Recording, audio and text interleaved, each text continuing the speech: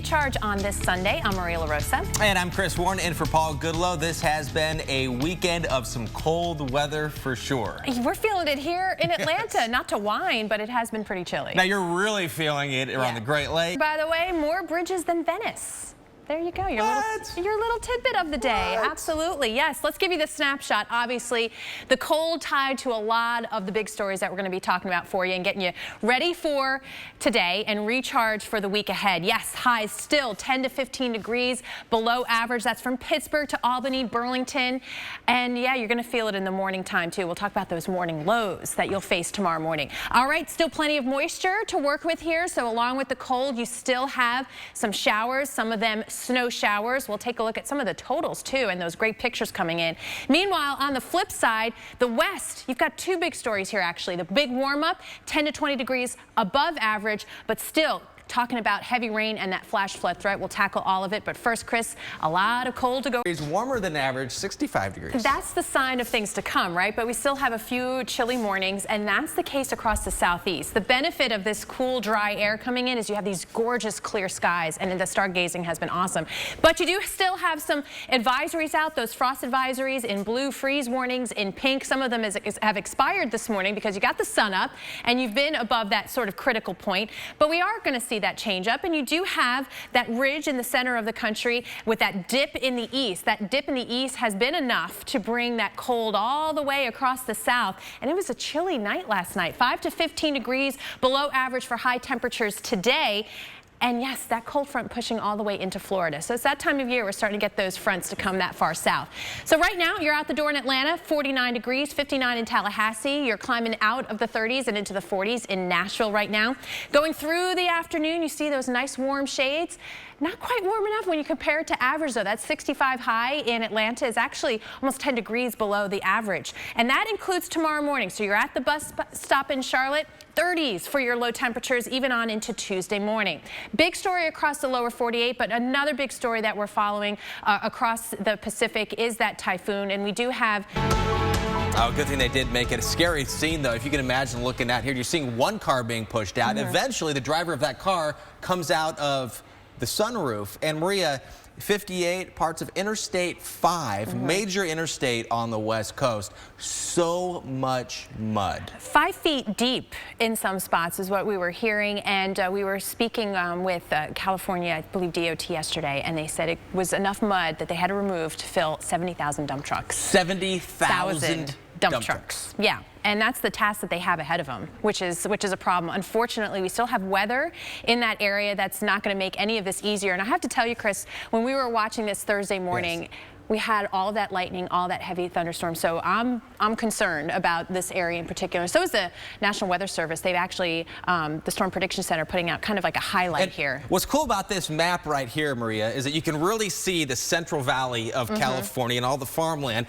but then it has that rugged appearance. Those are the Sierra Nevada mountains as you go from California here into Nevada, where you're getting a little extra lift, possibly some heavier rain, even some snow possible in some of the higher elevations. But then you get back over here into the deserts. Again, this map does a good job of showing that too, showing the desert area, the very arid land here, but with the very heavy rain, you can see a lot of runoff. Right, and you put that in context with the incredible drought that they've had, and so you have this ground, if it hasn't gotten rain already, is basically like concrete. You get a lot of runoff, and then you start to see that mud. So unfortunately, we still have the possibility of the flash flooding, and in this case here too, with heavy rain already falling this morning, you have to be concerned about the rest of the day. And we know in past El Nino years, this is an El Nino year, that you end up with and can see a lot of heavy rain and a lot of problems in California.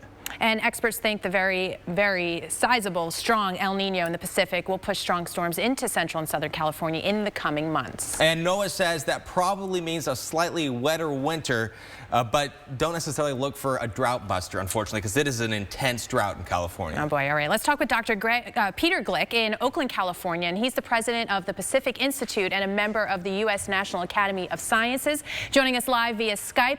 All right, a slightly wetter winter from El Nino. Does that mean beneficial torrential rains? Are we looking at nuisance, disaster even? Threats and impacts remain. Let's go to Mark Elliott right now with the latest on this storm. Topics to the winter. Yeah, we have some winter weather to talk about. And we just recently released the names of this year's list of winter storms. And so we have that on our mind. It's timely. It is timely, of course. It's to help better communicate, as storms, as they're happening, as we track them across the country. And this is the time of year, too, Maria, when it's a unique time of year when hurricane season overlaps with winter weather. Not the winter season yet, but it overlaps when we do see some winter weather. All right, so the forecast for the winter coming out, and obviously El Nino is part of it. So what will the impact on winter be, and of course the economics of it? And we want to talk. Part of the economy is most affected in big winters like that. Well, expert, thanks for your input here. And again, mid-October, it's that time of year. Got to start thinking about it. Yeah, coming up, look at where we are seeing our first signs of winter and where it's feeling like it. It's 30 past the hour. Thank you so much for staying with us for more Weekend Recharge and more of this. I'm Chris Warren. Paul's somewhere else. Not sure where he is right now, but it is cold.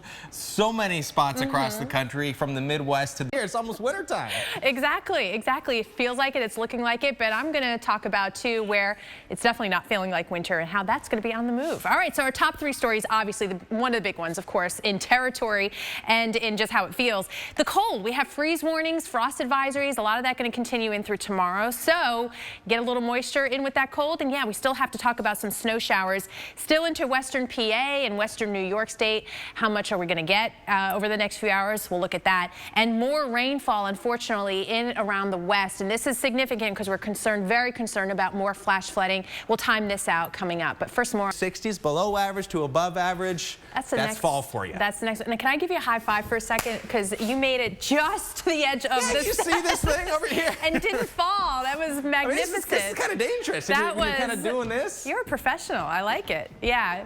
That's hard to do, folks. It's better to be lucky than good. Exactly. Yes. Exactly. But you deserve a high five for that. Meanwhile, in my big area over here, I can talk about, a little bit of that warm up. You see, getting the red arrows pointing up in the Midwest. So there is going to be that turnaround, but not before a few more chilly mornings. And we're talking Chicago, Detroit, Cincinnati, 33 degrees for tomorrow morning. So those kids at the bus stop definitely going to need the few extra layers. And you may be thinking, this feels a little early because a lot of us had a nice little stretch before this, but we're kind of right on time for that first freeze. What you're looking at, the average first date of that first freeze. So for Chicago and Indianapolis, pretty much right on time, and maybe a little ahead of schedule for places like Cincinnati and St. Louis who have kind of been there. But regardless, that map basically tells you it's that time of year. Now, before we kind of really get entrenched in fall and winter, we've got this big high pressure, this ridge that's building. That's going to move to the east, so that's going to cut short any really lengthy cold snap here. In fact, warm us up pretty nicely here into next week.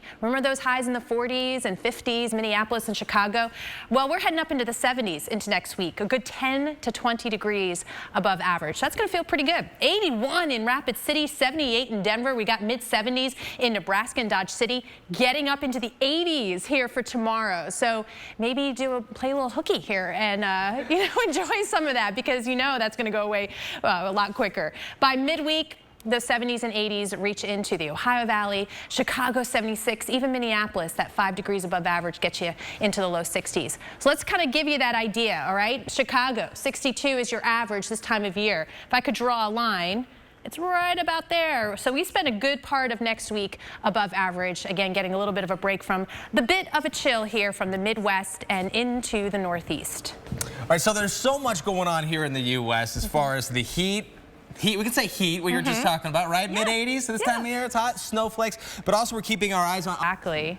And Mount Washington Observatory in New Hampshire, by the way, had a wind gust of 51 miles per hour and a wind chill of 22 below zero. That's up. I know it's up, but it's still kind of fun because you do have still a good amount of cold air coming through. And it's the top of the mountain. It's usually accessible by their mountain road. Yeah. But sometimes if the weather's bad, you're not going to be able to get up that way. So you have to check ahead if you're planning to go up to Mount Washington. If you're manning it, you're stuck up there. Exactly. Exactly. But look at Erie, okay? One of those things, we showed those pictures of the snow. They had about 6.5 inches of snow in some places, you know, as much as 5 inches too, because of the bit of snow that we've gotten over the last 24 hours. Can you believe it? It's already that time of year. We have to be worried about the road conditions here in Pennsylvania and New York. Through the day today, as things warm up, the day, you know, the sun comes out, even if it's filtered through the clouds, it'll still make things a little bit warmer, so more of a mix, not as much of the straight snow. Yeah, and just to give you an idea, you got I-80 right around here, so there may be some tough travel, or at least a little bit trickier than if the roads were just plain old dry, and maybe as much as 1 to 3 additional inches. And this is also tricky when you have the leaves falling and the snow, because wet leaves are also extremely slippery as well. So, and to call last winter, if we remember, if you look at what's going on right now, if you call it last winter wild, that'd be a bit of an understatement, wouldn't it? Yeah, a lot of people are looking at this and going, oh my goodness, the season was definitely one for the record books, or more appropriately, many record books. Sam Champion.